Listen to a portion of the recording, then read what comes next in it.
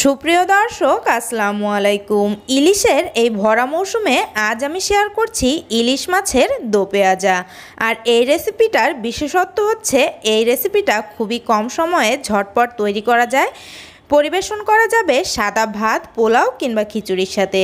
তবে চলুন আর কথা না বাড়িয়ে ঝটপট তৈরি করে নেই ইলিশ মাছের দোপেয়াজা।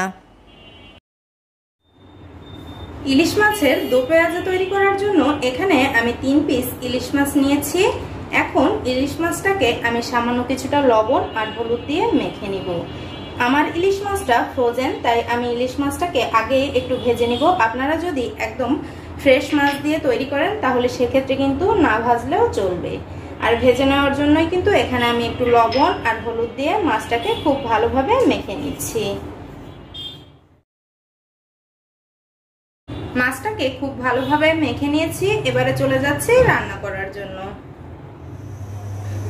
রান্নার জন্য চুলায় একটি ফ্রাই প্যান বসিয়ে দিয়েছি। এখন দিয়ে দিচ্ছি রান্নার রেগুলার তেল। প্রথমেই আমরা মাছটাকে হালকা করে ভেজে নিব।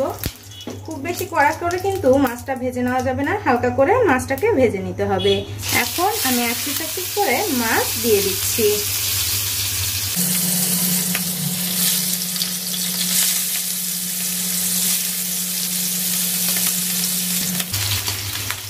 মাছের একটা পাশ 1 মিনিট মতো ভেজে নিয়েছি। এবারে মাছটাকে খুব সাবধানতার সাথে উল্টে দিতে হবে। ইলিশ মাছ কিন্তু খুবই নরম মাছ, উল্টানোর সময় খুবই সাবধান হয়ে তারপরে ইলিশ মাছটাকে উল্টে দিবেন, যাতে করে মাছটা না ভেঙে যায়।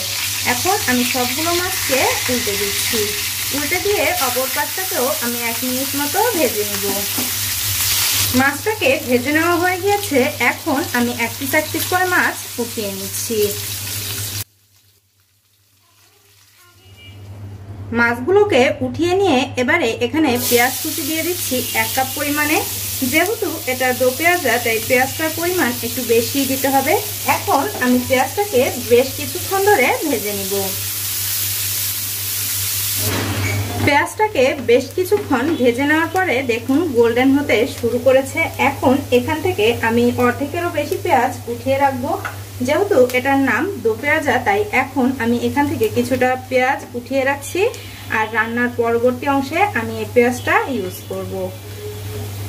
বেশ কিছুটা পেঁয়াজ আমি উঠিয়ে নিয়েছি। বাকি যে পেঁয়াজটা ফ্রাই প্যানে রয়ে গিয়েছে এই পেঁয়াজটাকে এখন ভেজে বেরেস্তা করে ফেলতে হবে। তারপরে বাদ বাকি মশলাগুলো এখানে ইউজ করতে হবে।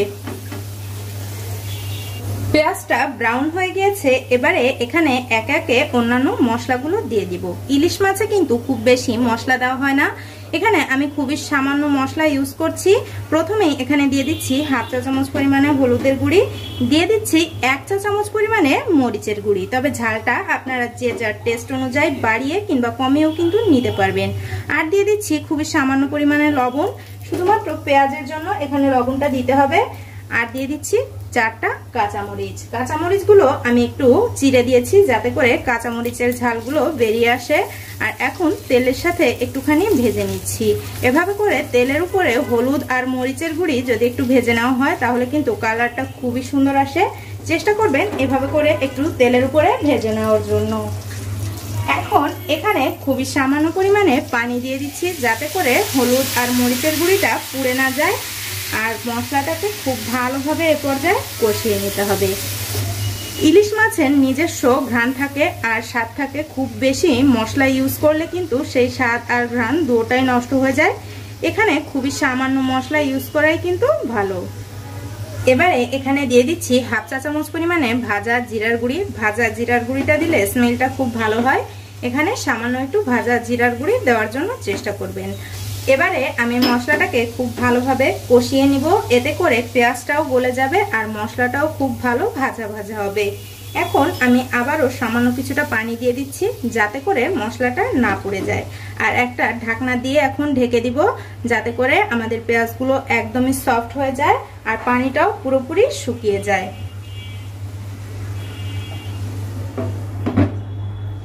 মশলাটাকে খুব ভালোভাবে কষিয়ে নেওয়া হয়ে গিয়েছে। দেখুন তেলটা উপরে উঠে এসেছে। এখন এখানে আগে থেকে ভেজে উঠিয়ে রাখা মাছগুলো দিয়ে দিব। মাছগুলোকে দিয়ে এখন আমি মাছগুলোকে 5 মিনিট মতো রান্না করব এই মশলার ভিতরে, আর সামান্য কিছুটা পানি দিয়ে দিব। এতে করে আমাদের মাছটা পুরোপুরি রান্না হয়ে যাবে আর মশলাটাও মাছের ভিতরে খুব ভালোভাবে ঢুকে যাবে। এখন খুবই সামান্য পরিমাণে পানি দিয়ে দিচ্ছি আর আবারও ঢাকনা দিয়ে ঢেকে দিয়ে অপেক্ষা করছি 5 মিনিটের জন্য। আর এই 5 মিনিটের ভিতরে মাছটাকে এপিট ওপিট করে একটু উল্টে নিতে হবে। 3 মিনিট মতো রান্না করে নেওয়ার পরে দেখুন পানিটা বেশ অনেকটাই শুকিয়ে এসেছে। এখন আমি আগে থেকে ভেজে যে পেঁয়াজগুলো উঠিয়ে রেখেছিলাম সেই পেঁয়াজগুলো এখানে দিয়ে দিচ্ছি। মূলত এভাবে 2 বারে পেঁয়াজ দেওয়া হয় বলেই এই রান্নাটার নাম দোপেয়াজা। আর এখন এই পেঁয়াজটাকে দিয়ে খুব ভালোভাবে নেড়েচেড়ে একটু মিশিয়ে নিতে হবে। তবে এই কাজটা আলতো হাতে করতে হবে, এ পর্যায়ে কিন্তু মাছগুলো খুবই নরম। এখন পেঁয়াজটাকে দিয়ে খুব ভালোভাবে মিশিয়ে নিয়ে আবারও ঢাকনা দিয়ে ঢেকে দিয়ে অপেক্ষা করছি 2 থেকে 3 মিনিটের জন্য। ফিরে আসলাম 3 মিনিট পরে আর দেখুন পানিটা একদম শুকিয়ে গিয়েছে, তেলটাও উপরে উঠে এসেছে। আমার রান্না ডান। এখন আমি চুলা থেকে নামিয়ে নিয়ে চলে যাচ্ছি পরিবেশনে।